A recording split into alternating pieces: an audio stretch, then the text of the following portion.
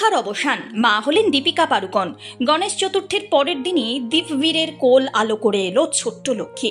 শুক্রবার সিদ্ধিবিনায়কের আশীর্বাদ নিয়ে দক্ষিণ মুম্বাইয়ের এক হাসপাতালে ভর্তি হন দীপিকা। জল্পনা ছিলই রবিবারই মা হতে পারেন অভিনেত্রী। প্রথমে জানা গিয়েছিল 28 সেপ্টেম্বর ভূমিষ্ঠ হতে পারে দীপবীরের প্রথম সন্তান, কিন্তু তার আগেই সন্তান কোলে এলো দীপিকার।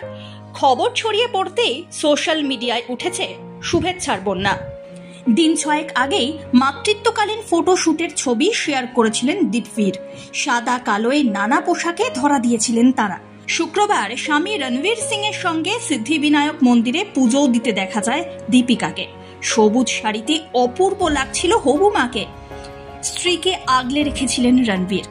2013 সালে রামলীলা ছবির শুটিং থেকেই শুরু হয় দীপিকা আর রণবীরের প্রেম পর্ব। 2018-এ সাত পাকে বাঁধা পড়েন দুজন। একসঙ্গে বেশ কয়েকটি ছবিও করেছেন দুজন। বাজিরাও মস্তানি, পদ্মাবত, 83-র মতো ছবি রয়েছে তাঁদের ঝুলিতে।